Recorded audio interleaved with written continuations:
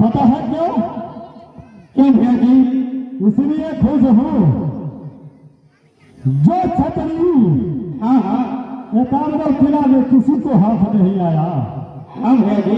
वो छतरी से बदला गंगा छतरी चुका लिया। क्यों नहीं भैया जी? इसीलिए मेरा विचार है हाँ भैया जी। एक गाने वाली को मंगाओ। एकदम भैया जी। क्योंकि मैं बहुत खुश हूँ। एकदम भैया जी। जल्द मंगाओ। मंत्री जी मंगाओ। मंत्री जी, अरे मंत्री जी,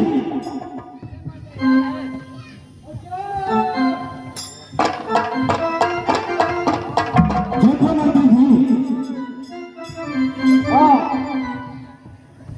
आज हम दोनों भाई महफिल में बैठे हैं।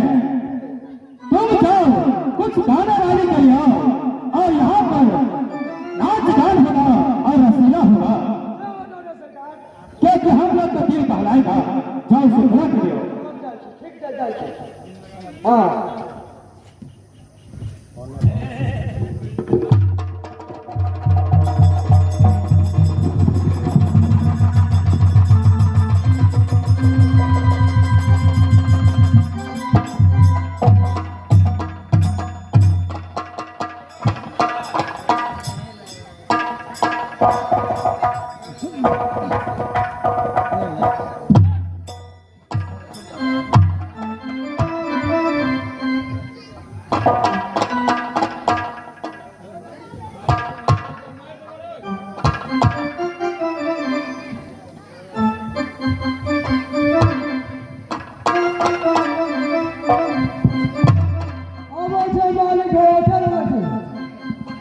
क्या हारा है? ठीक है, जल्दी बुलाओ।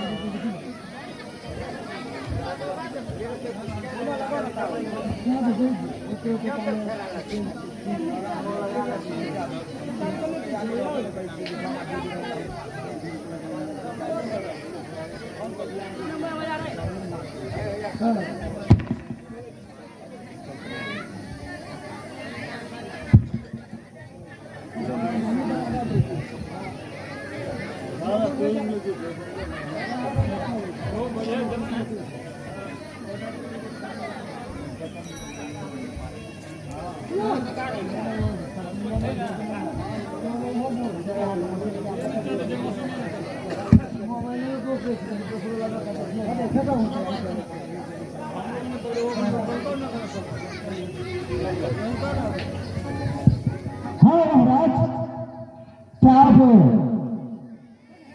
मैंने बंगाल से लेकर के आए हैं। अच्छा, बंगाल से आए हो? हाँ, बंगाल से लेकर के आए हैं। अच्छी बात है। तो आप क्या सुनना चाहते हैं? तो आप बताइए, कव्वाली सुनना चाहते हैं कि गज गजल सुनना चाहते हैं कि आप जो हमारे यहाँ जो चलता है मिथिली गीत वाला हंडा गीत, कौन सा सुनना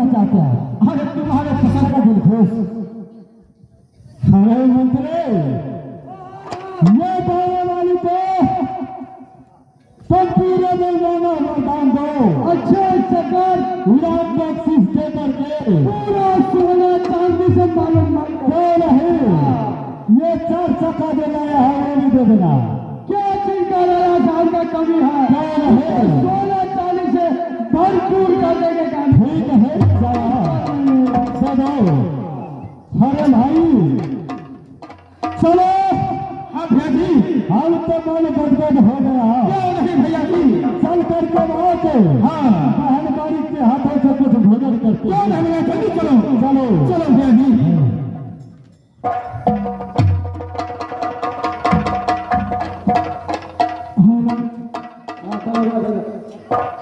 राती राती ये खाना ये दिशा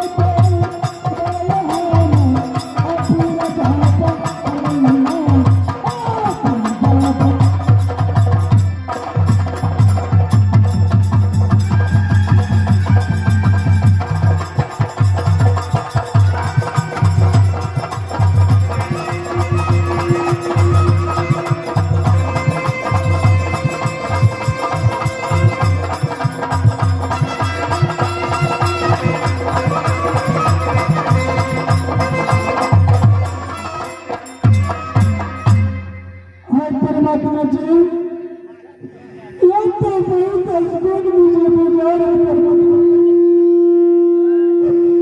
आज अटैक करती हूँ तो पीछे की ओर हो जाती है।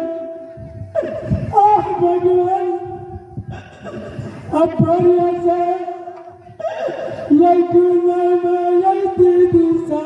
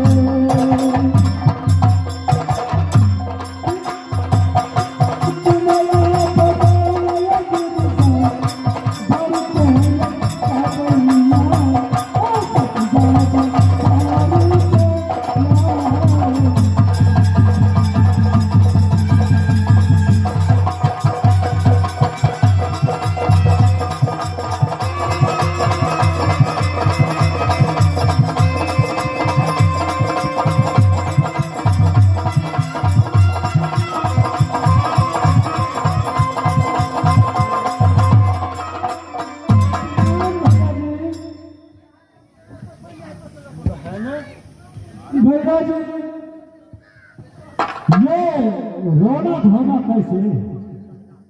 भैया बोलो। मुझे बहुत असगुन बुझा रही भैया। इस जग में क्या सुगुन होगा? देखो बहन, भैया कुछ भोजन अगर तैयार है तो हमें भोजन कराओ। भैया क्यों नहीं? तेरे भाई के लिए हम सुंदर खाना बना के, छत्तीसगंध खाना बना के ना भैया, देने में खाना खा लिया भैया। क्यों नहीं? ठीक है, तो हमें कुछ भोजन कराओ।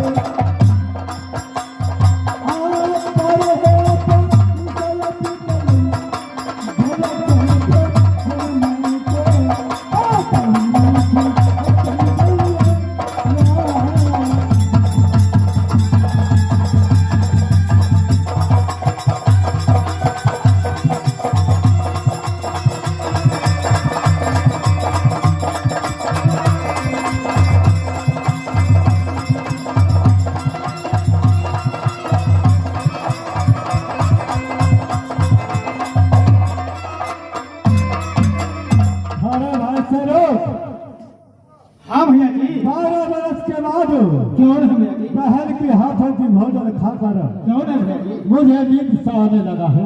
अच्छा इसीलिए चल करके आराम करते हैं। चलो भैया जी, आज चलो ठीक है, चलो। ठीक है। देखो हाँ भैया जी। ये चलो कोई अच्छा वस्तु भोजन हो जाता है, हाँ हाँ भैया जी। उसमें होता है क्या? क्या भैया जी? ज्यादा दिन के बाद खाने से उसका नशा होता है। क्यों नहीं भैया जी?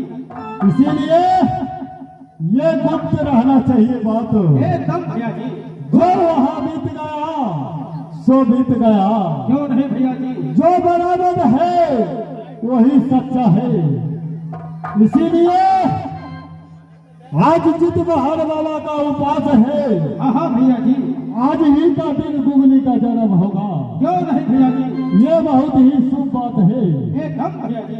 इसीलिए अब घबराने की कोई बात नहीं है।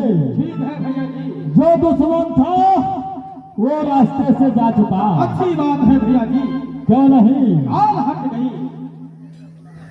इसीलिए हम लोग चलते हैं, आराम करते हैं। जल्दी चलो भैया। ठीक है। और चल करके ये बहन मालिक भी भोजन करेगा। क्या नहीं भैया जी? क्या रहे? चलो चलते हैं।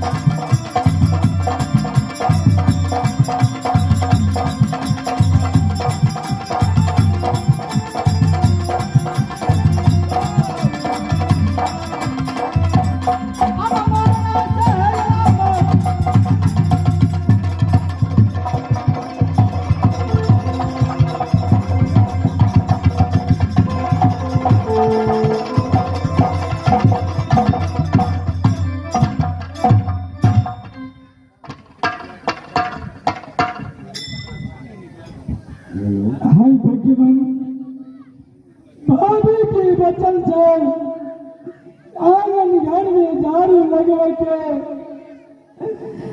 अब मन से ये झाड़ू दीदी से अब चलिए